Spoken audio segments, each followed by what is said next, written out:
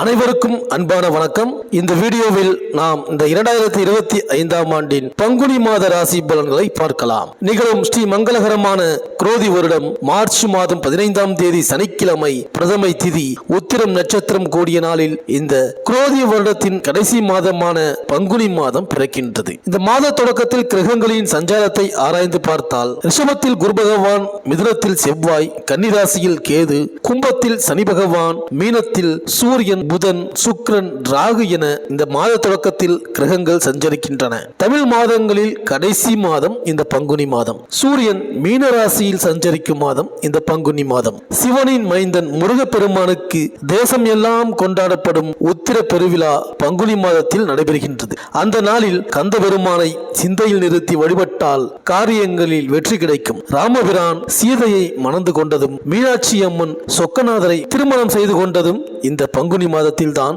தெய்வ திருமணங்கள் நடைபெற்ற நாள் பங்குனி உத்திர திருநாள். அந்த இனிய நாள் இந்த வருடம் பங்குனி மாதம் 28ஆம் தேதி, அதாவது 11/4/2025 வெள்ளிக்கிழமை அன்று வருகின்றது. அன்றைய தினம் முருகப்பெருமானை முறையாக வழிபட்டால் தங்கு தடைகள் தானாக விலகும், மங்கள நிகழ்ச்சிகள் மனையில் நடைபெறும். மேலும் ஒருவரது ஜாதகத்தில் செவ்வாய் 2, 4, 7, 8, 12 ஆகிய இடங்களில் இருந்தால் செவ்வாய் தோஷம் என்று கருதப்படுகின்றது.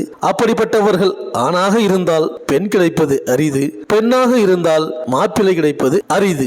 செவ்வாய்க்கு உரிய தலங்களை தேர்ந்தெடுத்து சென்று வழிபட்டு வருவதோடு சுய ஜாதகத்தில் பாதசார அடிப்படையில் தேர்ந்தெடுத்து தெய்வ வழிபாடுகளை மேற்கொண்டு செவ்வாய்க்கிழமை தோறும் முருகப்பெருமானையும் முறையாக வழிபட்டு வந்தால் முத்தான வாழ்க்கை அமையும். செவ்வாய் தோஷத்தை கூட சந்தோஷமாக மாற்றுகிற ஆற்றல் இந்த பங்குனி உத்திரத்திற்கு உண்டு. மேலும் இந்த பங்குனி மாதம் 4ஆம் தேதி புதன் கும்பராசியில் வக்ரமாகின்றார். 15ஆம் தேதி திருக்கணித பஞ்சாங்கப்படி சனி பகவான் கும்பராசியிலிருந்து மீனராசிக்கு பயிற்சியாகின்றார். சனி பயிற்சி நடக்கின்றது.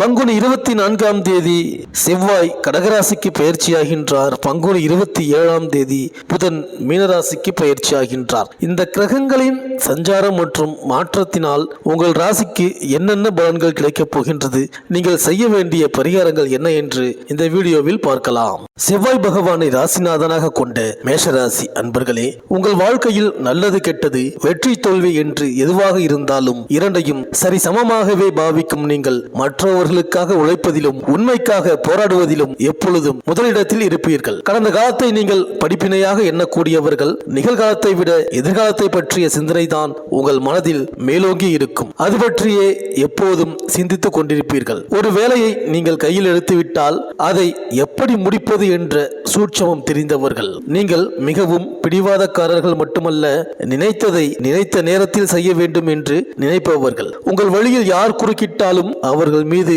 ஆவேசம் கொள்வீர்கள். எதை பற்றியும் கவலைப்படாமல் எல்லாவற்றையும் எதிர்த்து நிற்கும் ஆற்றல் படைத்தவர்கள். உங்கள் ராசிக்கு அதிபதியான செவ்வாய் சத்திரிய கிரகம் என்பதால் அரசியலிலும் பொது வாழ்க்கையிலும் உங்களுக்கு உயர்வு கிடைக்கும். ராஜ கிரகமான சூரியன் உங்கள் ராசியில் உச்சம் பெறுவதால் அரசு வேலைகளில் இருக்கின்ற பலர் உங்கள் ராசியில் பிறந்தவர்களாகவே இருப்பார்கள். வாழ்வில் பிரகாசமான எதிர்காலம் உங்களுக்கு நிச்சயம் உண்டு. இந்த பங்குனி மாத கிரக நிலைகளை பொறுத்தவரை உங்கள் ராசிக்கு விரயஸ்தானத்தில் யோகாதிபதியான சூரியன் ராகுவுடன் இணைந்து அமர்ந்திருக்கின்றார். பாக்கியாதிபதியான குரு பகவான் 2ஆம் இடத்திலும் 2ஆம் இடத்து அதிபதியான சுக்கிரன் குருவின் வீட்டிலும் பரிவர்த்தனையாக அமர்ந்திருக்கின்றார்கள்.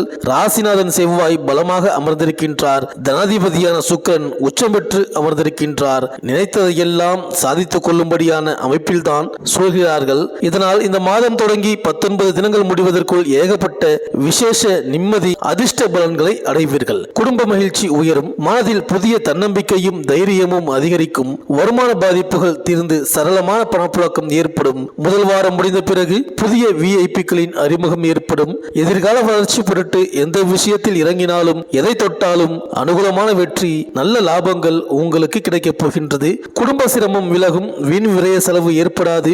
சேமிப்பு உயரும். குறையும், தேவை அத்தியாவசிய கடமைகள் பூர்த்தியாகும், வாழ்க்கை துணையுடன் அந்யோன்யம் கூடும், சுபவிரயம் ஒன்று ஏற்பட போகின்றது, வாரிசுகளுக்கான திடீர் திருமண சுபகாரியம் முடிவாகும், உத்தியோகம், பணி, பதவி விஷயங்களில் நீங்கள் எதிர்பார்த்து இருக்கின்ற மேன்மைகள் எளிதாக கிடைக்கும், புதிதாக முளைத்திருக்கின்ற கடன் வழக்கு விவகாரங்கள் சட்டென முடிவிற்கு வரும். மேலும் மாத தொடக்கத்தில் மீனராசியில் புதன் நீச்சம் பெற்று வக்ரம் பெற்றும் சஞ்சரிக்கின்றார். இதன் விளைவாக உங்களுக்கு நல்ல பலன்கள் வந்து சேரும். பொதுவாக உங்கள் ராசிக்கு 3, 6 ஆகிய இடங்களுக்கு அதிபதியானவர் புதன். 6க்கு அதிபதியான புதன் 12இல் மறையும் பொழுது கெட்டவன் கெட்டிடில் கிட்டிடும் ராஜயோகம் என்ற அடிப்படையில் எதிர்பாராத நல்ல திருப்பங்கள் ஏற்படும், பொன் பொருள் சேர்க்கை உண்டு, வருமானம் உயரும், இடம் பூமி விற்பனையால் லாபம் உண்டு, புத சுக்கிர யோகம் இருப்பதால் எதிர்பார்ப்புகள் அனைத்தும் நிறைவேறும். மீனராசியில் உள்ள புதன் பங்குனி 4ஆம் தேதி அதிசாரமாக கும்பராசிக்கு வருகிறார். உங்கள் ராசிக்கு சகாயஸ்தானாதிபதியான புதன் லாபஸ்தானத்திற்கு வருவது நல்ல நேரம்தான். உழைப்பிற்கு ஏற்ற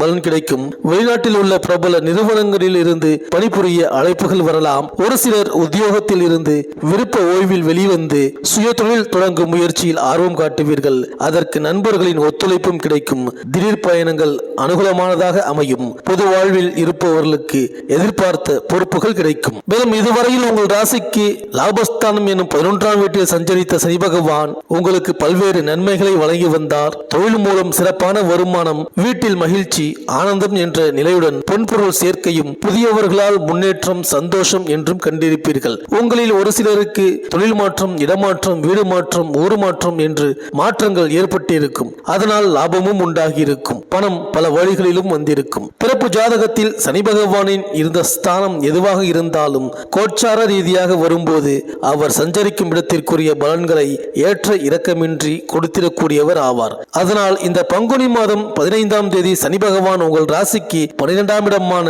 மீனராசியில் வந்து சஞ்சரிக்க போகின்றார்.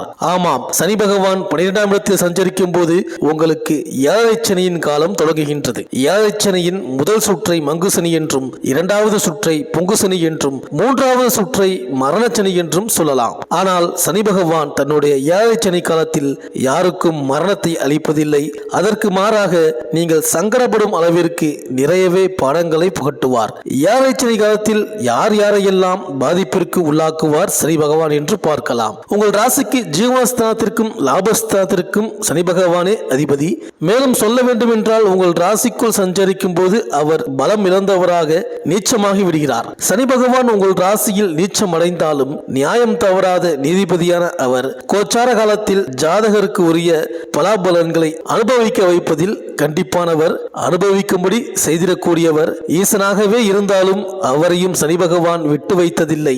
அவர்களுக்கு உரிய காலங்களில் அவர்களை பற்றி அவரின் பாவ புண்ணியங்களுக்கு ஏற்ப பலன்களை வழங்கக்கூடியவர். பாவங்கள் புரிவோருக்கு கடுமையானவராகவும் புண்ணியங்கள் செய்வோருக்கு மென்மையானவராகவும் விளங்குவார். மேலும் மீனத்தில் உள்ள சுக்கிரன் இந்த மாதம் முழுவதும் வக்ரம் பெற்று சஞ்சரிக்கிறார். அசுர குருவான சுக்கிரன் வக்ரம் பெறுவது ஒரு வழிக்கு நன்மைதான் என்றாலும் உங்கள் ராசிக்கு 2, 7 ஆகிடங்களுக்கு அதிபதியானவர் சுக்கிரன் என்பதால் கலகலப்பான குடும்பத்தில் சலசலப்பு உருவாகும். குடும்ப உறுப்பினர்கள் உங்கள் குணமறிந்து நடந்து கொள்ள மாட்டார்கள். கடுமையாக முயற்சித்தும் சில காரியங்கள் கைகூடாமல் போகலாம். பொருளாதார பற்றாக்குறை அதிகரிக்கும். ஒரு கடனை அடைக்க மற்றொரு கடன் வாங்கும் சூழல் உருவாகும். மேலும் கும்பத்தில் உள்ள புதன் பங்குனி 27ஆம் தேதி மீண்டும் மீனராசிக்கு செல்கிறார். அங்கு நீச்சம் பெற்று சூரியனோடும் சுக்கிரனோடும் இணைந்து சஞ்சரிக்கின்றார். எனவே சில நல்ல மாற்றங்கள் இல்லம் தேடி வரும். புத ஆதித்ய யோகமும் புத சுக்கிர யோகமும் செயல்படும் நேரம் உங்களுக்கு பொன்னான நேரமாக அமைய போகின்றது. தொட்டது துலங்கும், தொழிலில் வளர்ச்சி ஏற்படும், வெற்றி செய்திகள் வீடு தேடி வரும்,